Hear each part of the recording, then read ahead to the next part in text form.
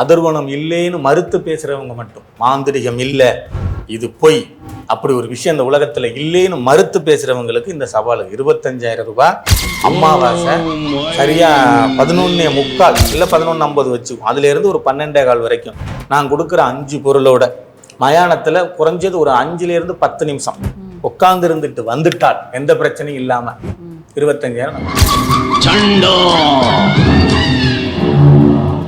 என்ன சொன்னீங்கன்னா நான் நைட்டு 12 to 12:30 வரைக்கும் மயானத்துல என்னால தனியா உட்கார முடியும். இதை ஷூட் பண்றோம். நீங்க ஏதாவது ஏவி கீவி கொடுத்துட்டீங்கன்னா சாமி கும்பிடுறதுக்கும் மாந்திரிகத்துக்கும் நிறைய வேறுபாடுகள் இருக்கு. எப்படி சொல்றீங்க? சிவாலயங்கள்ல மட்டும்தான் சிவபெருமான் இருக்கிறாருன்னு நினைச்சா அதுக்கு அதை விட ஒரு பிறந்த நாள் 12வது மாதம் கொண்டாடுறானே காரணம் என்ன? முடிஞ்சு 1 வருஷம் ஆகுது. ஏங்க 10 மாசம் தானங்க ஒரு பிண்டம் வெளியில வர்றதுக்கு தேவை. ஆனா பிறந்த நாள் கொண்டாடுறதுக்கு 12 மாசம் தேவை. தெய்வம் உங்ககிட்ட பேசுமா? பேசியிருக்கு. சேர்த்த வீட்டுக்காரன் கார் வாங்கிட்டான், கார் வாங்கணும், வீடு கட்டிட்டான், வீடு கட்டணும், நிலம் வாங்கிட்டான், நிலம் வாங்கணும், நகை வாங்கிட்டான், நிலம் வாங்கணும், செத்து போயிட்டான், நானும் செத்து போயிட்டேன் யாராவது நினைப்பானா? ஒருத்தருக்கு எடுத்த உடனே பில்லி சூனியம் ஏவல் செய்வனுங்கிறது சாத்தியமில்லாத ஒரு விஷயம். அது குறி சொல்றோன்ற பேர்ல ஒரு பெண்ணையும் சரி ஒரு ஆணையும் சரி அசிங்கமா பேசுறாங்க. அது ஏன் அந்த மாதிரி பண்றாங்க மாந்திரிகவாதிங்க? அதுக்காக ஒரு எலுமிச்சம்பழத்தை கையில வச்சுக்கிட்டு என்னட்ட இந்த அருள் இருக்கு, இந்த அருள் இருக்கு, நான் துல்லியமா சொல்லிடுவேன், நீ இதுதான் அதுதாங்கிறது அப்பட்டமான பொய். அப்படி ஒரு விஷயம் கிடையாது. அவரோட ஆத்மாவை எந்த அளவுக்கு உங்களால கட்டுப்படுத்த முடியும் அதை லைவா காட்டணும். அவங்க உடம்புல இருந்தே பிரிச்சிருவேன் வெளியில. ஓப்பன் சேலஞ்ச் பார்க்கலாம். அடுத்த வீடியோல சவாலுக்கு தயார்.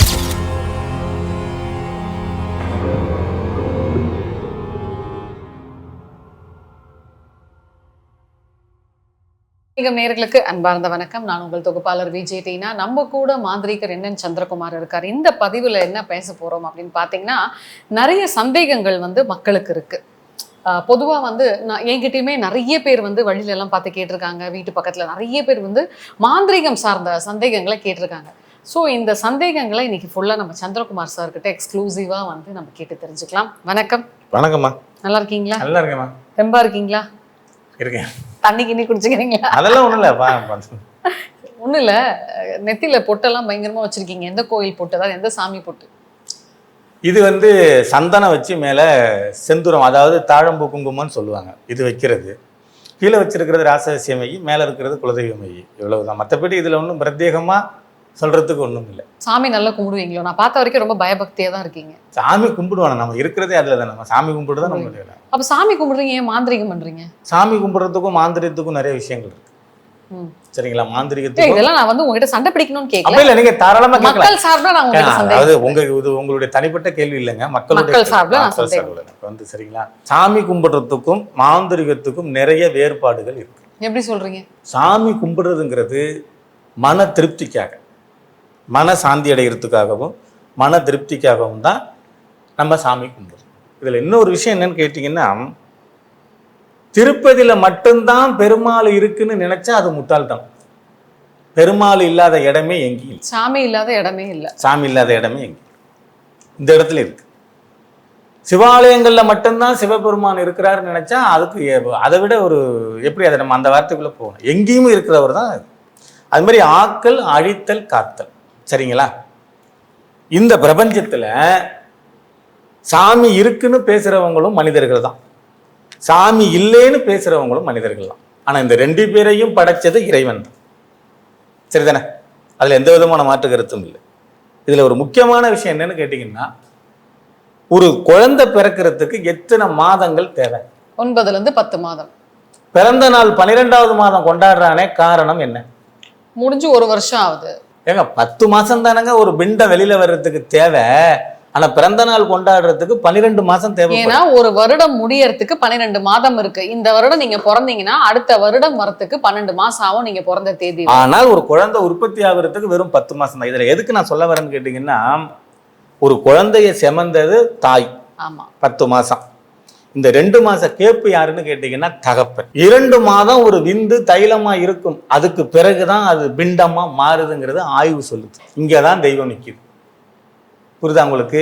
இந்த மாந்திரிகத்துக்கும் இந்த தெய்வத்துக்கும் என்ன வழிபாடுன்னு கேட்டீங்கன்னா, இந்த தைலமா நிற்கிறது தெய்வம், பிண்டமா மாறுறது மாந்திரிகம். சரியா? ஒரு தெய்வத்தை நீங்க எந்த அளவுக்கு பாவிக்கிறீங்களோ, நீங்க எந்த அளவுக்கு அதை வணங்குறீங்களோ, எந்த அளவுக்கு அதுகிட்ட நீங்க சரணாகதி அடைகிறீங்களோ, அப்போ உங்களுக்கு எல்லாம் அது கிடைக்க தெரியும். இப்ப வெறுமனேன்னு போய் சாமி கும்பிடுறதுக்கும் முறைப்படி சாமி கும்பிடுறதுக்கும் நிறைய வழிபாடு அந்த விஷயங்கள் இருக்கு. சரியா? நீங்க ஒரு சிவாலயத்துக்குள்ளேயோ இல்ல வேற இடத்துக்குள்ளேயோ போனீங்கன்னா கொடிமரம், நந்தி இதையெல்லாம் தாண்டி நிலப்படி தொட்டு கும்பிட்டுட்டு தான் கருவறையை பார்க்கணும். இது வழிபாடு முறை.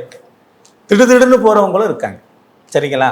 இப்ப தெய்வத்தை வணங்குற நீங்க ஏன் மாந்திரிகம் பண்றீங்க அப்படின்னா, ஒரு தெய்வத்தை எப்படி வழிபாடு பண்ணணும், எப்படி அபிஷேகம் பண்ணணும், எப்படி அலங்காரம் பண்ணணும், எப்படி பூஜை பண்ணணும், எந்த மந்திரம் சொல்லணும், மற்றவங்களுடைய பிரச்சனையை எப்படி தீர்க்கணுங்கிறதா அங்க தெய்வத்துக்கும் மாந்திரிகத்துக்கும் இருக்கிற வேறுபாடு. தெய்வம் உங்ககிட்ட பேசுமா? பேசியிருக்குமா? நீங்களும் நானும் பேசுற மாதிரி எல்லாம் பேச முடியாது. சரிங்களா? கனவுல பேசியிருக்காங்க, மறைமுகமான ஒளிவுகள் கேட்டிருக்கு. இப்ப நான் ஒன்றும் சொல்லலை. இப்ப இந்த இல்லைன்னு பேசுறாங்கல்ல, அவங்களுக்கு நான் சிம்பிளா ஒரு விஷயம் சொல்லி தரேன். 3 நாள் இந்த கமாண்ட் நம்ம ஆப் பண்ண இது பின்னாடி எழுதட்டும். இப்படி ஒரு விஷயம் நடந்திருக்கு, ஆமா நான் செஞ்சு கழுவி ஊத்துவாங்க. இல்ல நான் என்ன சொல்றேன்னு நான் சொல்ற முயற்சியில அவங்க பண்ணணும். எழுதட்டும். சரிங்களா? எப்படி வேணாலும் எழுதட்டும். நடந்தவங்க நடந்துச்சுன்னு எழுத போறாங்கல்ல. சரிதானங்க நான் சொல்றது? இப்ப என்னன்னு கேட்டீங்கன்னா, ஒரு இறைவனுகிட்ட போய் எனக்கு நீ அதை கூட இதை கூடன்னு கேட்காம முழுமையா நீங்க சரணாகதி அடைங்க. சரணாகதினா என்ன தெரியுமா? சரண்டர் ஆவறது. ஈகோ இருக்கக்கூடாதுங்க. அதுல நான் ஒரு விஷயத்த பார்த்தேன், எனக்கு சொன்னவங்க தான். இப்ப உங்களுக்கு என்ன கிடைச்சாலும் பொச்சரிப்பு படுறதுக்கு ஆள் இருப்பாங்களாம். கார் வாங்கிட்டாலே நம்ம வாங்க முடியல, வீடு வாங்கிட்டாங்களே நம்ம வாங்க முடியல, இப்படி இருக்காங்களே நம்ம இருக்க முடியல, சட்டை போட்டாலே ஆத்திரமா, இப்படி அந்த மாதிரி நிறைய விஷயங்கள் இருக்குமா. இன்னும் ஒருத்தருக்கு கிடைச்சி நமக்கு இது கிடைக்க கூடாதுன்னு ஒரு விஷயம் ஒண்ணு இருக்கா. இப்ப உங்களுக்கு என்ன வாங்கினாலும் அதை விட நான் மேல வாங்கணும்னு ஆசைப்படுவானாங்க. அப்படி ஒரு விஷயத்த இங்க கொடுத்துருக்கான பிரபஞ்சத்துல. ஆனா ஒரு விஷயம் மட்டும், ஐயோ அவங்களுக்கு வந்துருச்சே, கிடைச்சிருச்சே, எனக்கு கிடைக்க கூடாது, அது எனக்கு சீக்கிரம் வந்துடக்கூடாதுன்னு ஒரு விஷயம் இருக்குதான் அந்த பிரபஞ்சத்துல. அது என்னடான்னு கேட்கும்போது சாவுங்கிறாங்க. புரியுதா உங்களுக்கு? ஏத்த வீட்டுக்காரன் கார் வாங்கிட்டான், கார் வாங்கணும், வீடு கட்டிட்டான், வீடு கட்டணும், நிலம் வாங்கிட்டான், நிலம் வாங்கணும், நகை வாங்கிட்டான், நிலம் வாங்கணும், செத்து போயிட்டான், நானும் செத்து போயிட்டு யாராவது நினைப்பானா? அது மட்டும் நினைக்க மாட்டாங்களாம். அப்படி ஒரு விஷயத்தையும் இங்க பிரபஞ்சம் கொடுத்துருக்கு. அந்த மாதிரி போதுன்னு சொல்ற விஷயம் சாப்பாடு அப்படின்னு இங்க நிறைய விஷயங்கள் சொல்லப்பட்டிருக்கு. அப்ப என்னன்னு கேட்டீங்கன்னா, ஒரு வைத்தியர் இருக்காரு, எல்லாருக்கும் வைத்தியம் பண்றாரு, சாமி தெய்வத்தை கும்பிட்டுக்கிட்டு எல்லாருக்கும் வைத்தியம் பண்றாரு. அவர்கிட்ட போய் நீங்க ஏங்க சாமி தெய்வத்தை கும்பிடுற, நீங்க திருநீரும் எலுமிச்சம்பழம் மட்டும்தானே கொடுக்கணும், நீங்க ஏன் இவ்வளவு மூலிகைகள்லாம் கல்வத்தில் விட்டு அரைச்சி உருண்டையா கொடுக்குறீங்க, பவுடரா கொடுக்குறீங்க, தைலமா கொடுக்குறீங்கன்னு கேட்கக்கூடாது. சாமி கும்பிடுறதுங்கிறது ஒரு வேற, மாந்திரிகங்கிறது வேற. ஆனா ரெண்டுமே கலந்ததுதான் மாந்திரிகம். இறை நம்பிக்கை இல்லாம, வழிபாடு இல்லாம, சாமி தெய்வம் இல்லாம மாந்திரிகம் பண்ண முடியாது. இப்ப இதுல என்ன ஒரு விஷயம்னு கேட்டீங்கன்னா, நீங்க நிறைய பிஸியா இருக்கிறீங்க. புரியுதா? உங்களுக்கு நிறைய பிஸியா இருக்கிறீங்க. உங்களுக்குள்ள ஒரு சின்ன ஒரு பிரச்சனை ஒன்று இருக்கு. இது நீங்க நட்ட வர்றீங்க. நான் ஒரு ஆன்மீகவாதி, நான் ஒரு மாந்திரியை நட்ட வர்றீங்க. உங்களுக்காக 3 மணி 20 நிமிஷத்துக்கு விளக்கேற்றி விளக்கு போட்டு நீங்க நல்லா இருக்கணும்னு வேண்டிக்கிறேன் பாருங்க. இது மாந்திரியம் கலந்த ஆன்மீக வழிபாடு. இதை நான் உங்களுக்கு செய்ய சொல்லும் பொழுது, இல்லை சாமி 3 மணி 20 நிமிஷத்துக்கு எனக்கு சாத்தியம் கிடையாது. நான் சொல்றேன், உங்களுக்கு புரியுதா? நான் ஒரு அப்படி இப்படி உள்ள, நான் ஒரு 5 மணிக்கு தான் எழுந்திருப்பேன், 6 மணி தான் எழுந்திருப்பேன், காலையில் எழுந்திரிச்சோன்னா ஓடிடுவேன். எனக்காக நீங்க இதை பண்ணுங்கும் பொழுது 48 நாள் நான் சாமி தெய்வத்தை வேண்டிக்கிட்டு அந்த அகல் தீபத்துல நெய் ஊற்றி நான் உங்களுக்கு தீபம் போட்டு நான் அந்த பூஜை பண்றேன் பார்த்தீங்களா? அப்ப இங்க மாந்திரிகமும் இருக்கு, வழிபாடும் இருக்கு. புரியுதா? இதுல ஒண்ணு இந்த தெய்வத்தை கும்பிடுற நீங்க ஏன் மாந்திரிகம் பண்றீங்கன்னு கேள்வி வராது. செய்முறை விளக்கம் தாங்க மாந்திரிகம். வழிபாடு அது தெய்வம். விளக்கு போடுறது ஓகே, செய்வினை பண்றீங்க. செய்வினை பண்றோம். இன்னொரு குடும்பத்தை அழிக்கிறது செய்வினை பண்றீங்க. அது நான் பண்றேன்னு எப்படி சொல்லுவேன்? சரி, நான் ஒண்ணு கேட்கறேன் சார். எல்லா மாந்திரிகவாதியும் பேசும் போதெல்லாம் நான் நல்லதுக்கு தான் மாந்திரிகத்தை பயன்படுத்துறேன், கெட்ட விஷயம் நான் பண்ணலன்றீங்க. அப்ப யார் தான் கெட்ட விஷயம் பண்றா? இப்படி சொல்றவங்க தான். ஒரு கிளைண்ட் வர்றாங்கம்மா, அப்படி வச்சுங்க, ஏதாவது வெளிப்படையா பேசுவோம். ஒரு கிளைண்ட் வர்றாங்க, வந்து அழுகுறாங்க. ஒன்று, ஐயா நான் வந்து எந்த தீங்கும் பண்ணலை. யாருக்கு பண்ணலை? என் சொந்த பந்தத்துக்கு எந்த தீங்கும் பண்ணலை. சொத்தை அபகரிச்சிட்டாங்க, நகையை வாங்கிட்டாங்க, பத்திரத்தில் கையெழுத்து போட்டு வாங்கிட்டு போயிட்டாங்க. எனக்கு எல்லாமே தெரியாமல் நடந்துச்சு. இப்போ நான் நிற்கதியாக இருக்கிறேன். எனக்கு பில்லி சூனியை வச்சுட்டாங்க, ஒரு கால் எடுக்கிற மாதிரி வந்துருச்சு, பிரச்சனை ஆகிட்டேன், என்னையா பண்ணலான்னு கேட்குறாங்க. இல்லைம்மா, பிளாக் மேஜிக்கோட தாக்கம் இருக்குது, இதை வந்து நம்ம ஒன்றும் இல்லாமல் அடிச்சிருமா, இல்லை இதை திருப்பி விட்டுருமா, செஞ்சவங்களுக்கு திருப்பி. நீங்கள் தெய்வம் ஆயிடுறது கிடையாதுமா. அவங்களுடைய குறைநிறைகள், அவங்க அழுத கண்ணீர், கம்பளம், வேதனை, அப்படியே சரி ஓகே ஹோமம் பண்றோம், பூஜை பண்றோம், அது திரும்பிடுது. யாருக்கு வச்சாங்களோ அங்க போயிடுது. அப்புறம் அவங்க என்ன பண்றாங்க? நமக்கு செய்வனை வச்சுட்டாங்க. நல்லா கவனமா கேளுங்க. என்னென்னமோ பேர் இருக்கும்போது என்னென்னமோ ஒரு பேர் வச்சிருக்கலாம். இதுக்கு ஏமா செய் வினைன்னு வச்சான்? செய்யும் வினை, எதிர்வினை. அப்புறம் நீ என்ன செஞ்சியோ அதை அணிவிக்க போற. நீங்க செஞ்சுக்கிட்டு இருக்கீங்களே இப்ப எல்லா மாந்திரிகரும் இந்த மாதிரி செய்யறப்போ அவங்க வீட்டுல அந்த பாதிப்பு இருக்காதா? பாதிப்புகள் இருக்காதுன்னு சொல்ல முடியாது, இருக்கும். ஒருத்தரை வந்து நான் அபகரிக்கணும், அவங்கள நான் கெடுக்கணும், எனக்கு இந்த மாதிரி பண்ணி கொடுங்கன்னா அது சாத்தியம் இல்லை. அதுக்கு நான் முதல்ல ஒரு விளக்கம் சொல்லிட்டேன். ஒரு கால் என்னுடைய பண தேவைக்கு நான் கார்ல போகணும், வீட்டில் இருக்கணும், ஏசியில் இருக்கணும், நல்ல சாப்பாடு சாப்பிடணும், இதுக்கு பணம் தேவை. நான் வாங்கிடுவேம்மா, ஆனா நான் வணங்குற தெய்வம் வாங்காது. நான் என்னதான் ஒரு கிடா கொடுக்குற இடத்துல 10 கிடா கொடுத்தானே, 10 பன்னி கொடுத்தானே, என்னென்ன பண்ணினேன்னு அது செவி சாய்க்கணும். இதுல நியாயம் இருக்கு, இதுல நியாயம் இல்லை அப்படிங்கிறத அவங்க முடிவு பண்ணணும். நான் கடவுள் இல்லைல்ல, கடவுளை வழிபாடு பண்ணக்கூடிய ஒரு சாதாரண மனிதன், அவ்வளவுதான். சரிதான் உங்களுக்கு? அதனால நீங்க ஒருத்தருக்கு எடுத்த உடனே பில்லி சூனியம் ஏவல் செய்வனுங்கிறது சாத்தியமில்லாத ஒரு விஷயம். அந்த கட்டத்தில் இருக்கணும், கிரக அமைப்பில் இருக்கணும், பாதிக்கப்படணும், இதெல்லாம் ஒத்து வந்தால் மட்டும்தான் நீங்கள் பண்ண முடியும். அப்படி இல்லைன்னா இங்கே ஃபுல்லாக எல்லாம் பில்லி சூனியம் ஏவல் செய்வனே வச்சு விட்டு போயிடுவாங்களே. எதுக்கு கூலிப்படன்னு ஒன்று இருக்குது, புரியுதா உங்களுக்கு? கூலிப்படம் இருக்காது இல்லை, அப்புறம் 10 லட்சம் 20 லட்சம் வாங்கிக்கிட்டு ஆளக்காலி பண்ணுற கூலிப்படம் இருக்காது இல்லை, மாந்திரிகர்கிட்ட கொண்ட காசை கொடுத்து பண்ண வேண்டியதானே. இது சாத்தியமில்லாத ஒரு விஷயம். ஆனால் நடக்குது, இல்லைன்னு நான் சொல்லவில்லை. பில்லி சூனியம் இங்கே இல்லை, செய்வனை இல்லை, மாறான வேலை இல்லைன்னு நான் சொல்லவில்லை. பண்றவங்களை பொறுத்து இருக்கு, வணங்குற தெய்வத்தை பொறுத்து இருக்கு, கிளைண்ட்டை பொறுத்து இருக்கு, எதிராளியோட வீக்னஸை பொறுத்து இருக்கு. ராகு எங்க இருக்காரு, கேது எங்க இருக்காரு, குரு எங்க இருக்காரு, குலதெய்வம் எங்க இருக்கு, இதெல்லாம் பார்த்து தான் பண்ண முடியும். இப்போ சில இன்ஸ்டாகிராம் ரீல்ஸ் எல்லாம் சிலதெல்லாம் பார்க்குற சில லேடிஸ் எல்லாம் தன்னை பெரிய தெய்வம் மாதிரி நினச்சிக்கிட்டு குறி சொல்றாங்க. நான் பேர் சொல்ல விரும்பல, அது எல்லாத்துக்கும் தெரியும். 2-3 லேடிஸ் இருக்காங்க. உனக்கு என்ன கல்யாணம் ஆயிடுச்சா, நீ என்ன கள்ள உறவு வச்சிருக்கிய, இவங்களே கடவுளா மாறிடுறாங்க. கொஞ்சம் அப்படி யோசிச்சு பார்த்தா அவங்க குடும்ப கதை நாரும். அவங்க ஏதாவது ஒரு வேலை பண்ணியிருப்பாங்க, அவங்களும் ஒன்றும் யோகியம் இல்லை. கடவுளை தாண்டி மனுஷனுக்கு யார் ரைட்ஸ் கொடுக்குறா இன்னொருத்தவங்களை பார்த்து ஜட்ஜ் பண்றதுக்கு? குறி சொல்றோன்ற பேர்ல ஒரு பெண்ணையும் சரி ஒரு ஆணையும் சரி அசிங்கமா பேசுறாங்க. நீ என்ன இப்படி பண்ணிட்ட, நீ என்ன அப்படி அது ரீல்ஸா எடுத்து போட்டுட்டு இருக்காங்க. அதையே அந்த மாதிரி பண்றாங்க மாந்திரிகவாதிங்க. மாந்திரிகவாதி பண்ண மாட்டாங்க, இந்த மாதிரி குறி சொல்றவங்க தான் பண்ணுவாங்க. அவங்களுக்கும் மாந்திரிகத்துக்கும் சம்பந்தம் இருக்காது. அது நானே பார்த்துருக்கேன். குச்சி வச்சுக்கிட்டு தட்டுறது, ஆளுங்களை விட்டு அரட்டை வைக்கிறது, நீ சின்ன பையன் கூட தப்பு பண்றாங்கிறது, அவங்க கூட இருக்கிறாங்கிறது, இது அந்தரங்க விஷயத்த இங்க இது ஒரு பெரிய டிவி சேனல்ல கூட இப்படி ஒரு நிகழ்ச்சி நடந்துச்சு. 3வது நபரோட குடும்ப விஷயத்தை நீங்க ஏன் வெளிக்கொண்டு வரீங்க, அப்புறம் அந்த நிகழ்ச்சியை பிளாக் பண்ணிட்டாங்க, பண்ணக்கூடாது அப்படின்னு சொல்லி. என்னை பொறுத்தளவுக்கு இதுல உடன்பாடு கிடையாது. உன்னிட்ட பிரச்சனையை சரி செஞ்சு கொடுப்பான்ட்டு தான் அங்க வருது. இதை நீ எடுத்து உலகம் பூரா போட்டீங்கன்னா பிரச்சனை பெருசாகும்னா அந்த சொந்த பந்தம் பார்க்கும், அந்த சம்மந்தப்பட்ட புருஷங்காரன் பார்ப்பான், இல்லை அம்மா பார்ப்பாங்க, இல்லை அண்ணன் தம்பி பார்ப்பாங்க. நீ அங்கே சரி அது உண்மையா பொய்யான்னு அவங்க தலையை ஆட்டலையே, எதிர்த்த மாதிரி நிற்கிறாங்கல்லம்மா. அதை நானும் பார்த்தேன். நீ இந்த மாதிரி ஒரு தவறான உறவு வச்சிருக்கிற, ஆமான்னு அவங்க சொல்லலையே. சொல்றாங்களா அந்த இடத்துல குறி கேட்கிறவங்க? சொல்லலையே. இவங்களா ஒரு பிம்பத்தை ஏற்படுத்திக்கிறாங்க, இவங்க ஏதோ அக்யூரூட்டா சொல்ற மாதிரி பண்றாங்க. ஓகே, அப்படி உள்ள நீ இப்ப நடந்து முடிஞ்ச 2026 தேர்தலை நீ துல்லியமா சொல்லியிருக்கலாமே, புரியுதானே? இன்னமும் நீ ஃபேமஸ் ஆகிருக்கலாமே. அந்த விஷயத்த சொல்றீல்ல, சின்ன பையன் கூட தப்பு பண்ணி, இல்லை கள்ள தொடர்பில் இருக்கிறான், இல்லை அவன் கூட இருந்தா இவன் கூட இருந்தா அப்படி இப்படிட்டு சொல்ற நீ. 2026 இதுதான் நடக்க போகுது, இத்தனை பேர் தான் ஜெயிக்க போறாங்க, இவங்க தான் அரியணை ஏற போறாங்க, அதை சொல்லலாம். 27 என்ன நடக்க போகுது அதை சொல்லியிருக்கலாம், இல்லை 25 என்ன நடந்துச்சு அதை சொல்லியிருக்கலாம். துல்லியமெல்லாம் இங்கே ஒன்றும் சொல்ல முடியாதுங்க. அப்படி சரிங்களா? ஆருடன்னு ஒன்று இருக்கு, கட்டங்கள்னு ஒன்று இருக்கு, சாதகம்னு ஒன்று இருக்கு. இதுகளை வச்சுன்னா நீங்க ஆய்வு பண்ணி ஒரு 99, 95, 80, 70% சொல்லலாம். அதுக்காக ஒரு எலுமிச்சம்பழத்தை கையில வச்சுக்கிட்டு என்னட்ட இந்த அருள் இருக்கு, நான் துல்லியமா சொல்லிடுவேன், நீ இதுதான் அதுதாங்கிறது அப்பட்டமான பொய். அப்படி ஒரு விஷயம் இங்க கிடையாது. அப்படின்னா நானா இருந்தாலுமே என்ன பண்ணுவேன், உங்களுக்கு எப்படி இந்த அருள் கிடைச்சிச்சு, இவ்வளவு துல்லியமா சொல்றீங்களே, எனக்கு அதை சொல்லி கொடுங்க.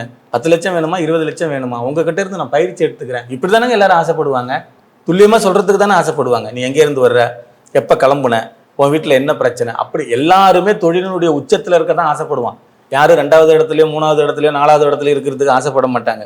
இப்படி ஒருத்தர்கிட்ட அமானுஷம் இருக்குன்னா அவங்கள தேடி என்ன மாதிரி தொழில் செய்யறவங்க நிறைய பேர் போயிருக்கும். இப்போ கமெண்ட்ஸ்ல எல்லாம் நிறைய வரும், நம்மளுதுன்னு கிடையாது, பொதுவாகவே நான் பார்த்த விஷயங்கள் சொல்றேன்.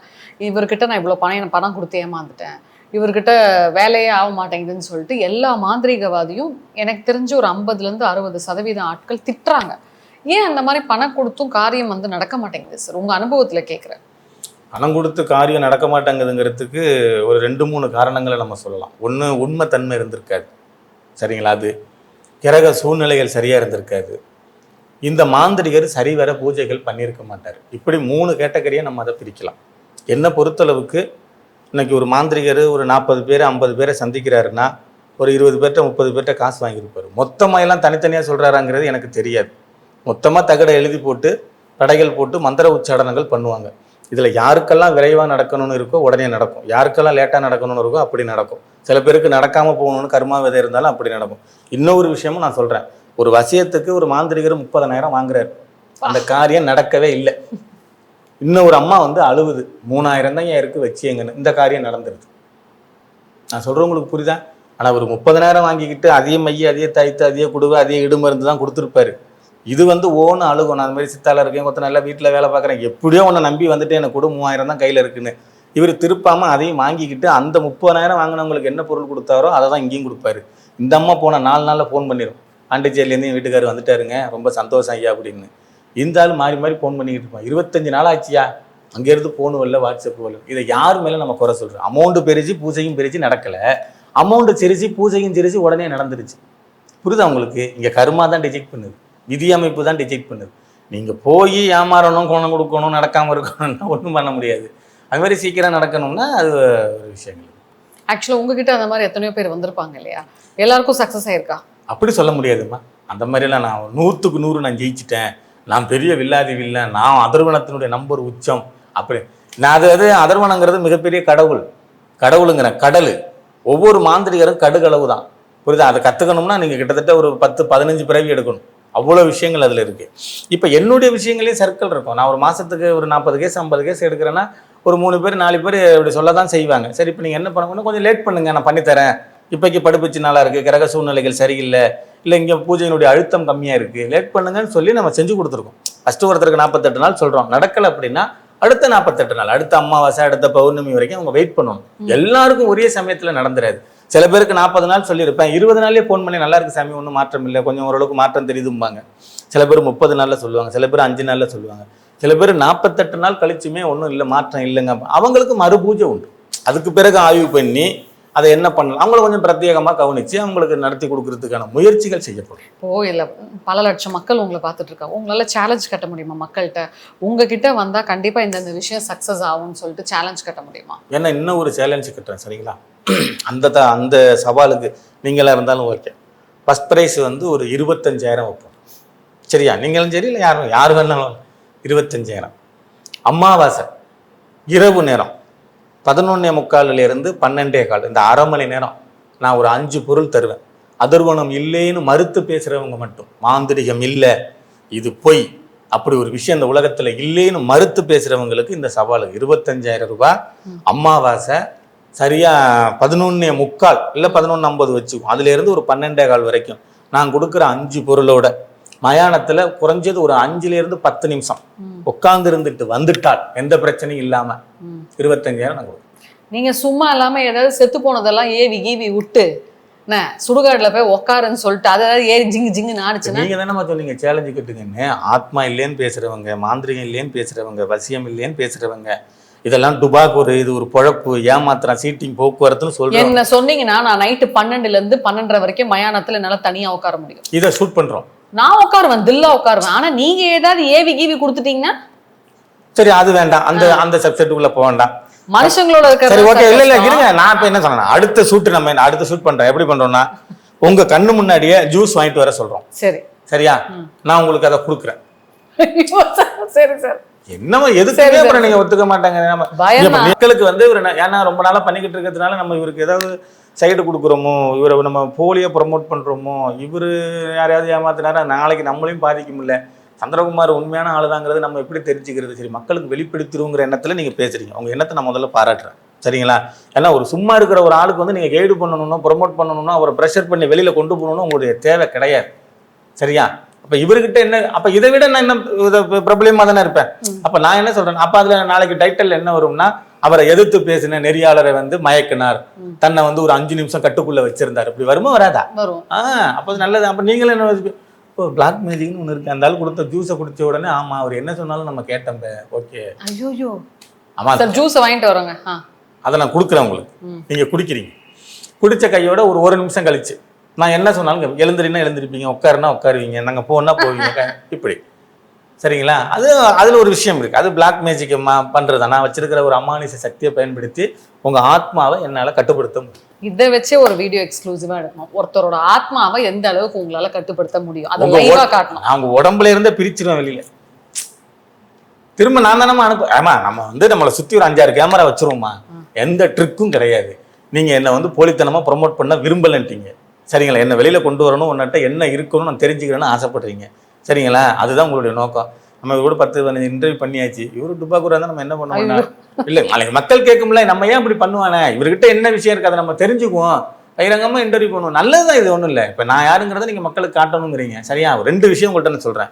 ஒன்று இதுக்கு நீங்கள் சம்மதிச்சாலும் சரி, அப்படி இல்லை நீங்கள் கொடுக்குற ஜூஸை நான் குடிக்கிறேன், நீங்கள் வந்து அந்த தெளிவு நிலைக்கு அடைஞ்ச உடனே கேமராவில் பார்த்துக்கங்க என்ன நடந்திருக்கு அப்படின்னு. அதுக்கு பிறகு நீங்கள் சொல்லுங்கள் மக்கள்கிட்ட, ஆமாங்க உண்மை மக்களே, நான் அந்த மாதிரி NN சந்திரகுமார்ட்ட சவால் விட்டேன், அவர் எனக்கு இந்த மாதிரி செஞ்சு கொடுத்துருக்காரு, இவர்கிட்ட விஷயம் இருக்கு. ஓப்பன் சேலஞ்ச் பார்க்கலாம், அடுத்த வீடியோல சவாலுக்கு தயார். ஸோ நிறைய விஷயங்கள் மக்கள் சார்பாக உங்ககிட்ட முன் வச்சேன், நீங்களும் இப்போ மாட்டிக்கிட்டீங்க வாய் கொடுத்து. ஸோ அடுத்த வீடியோவில் நம்ம காரசாரமாக சந்திப்போம். நன்றி. நன்றி. வாழ்க வளம்.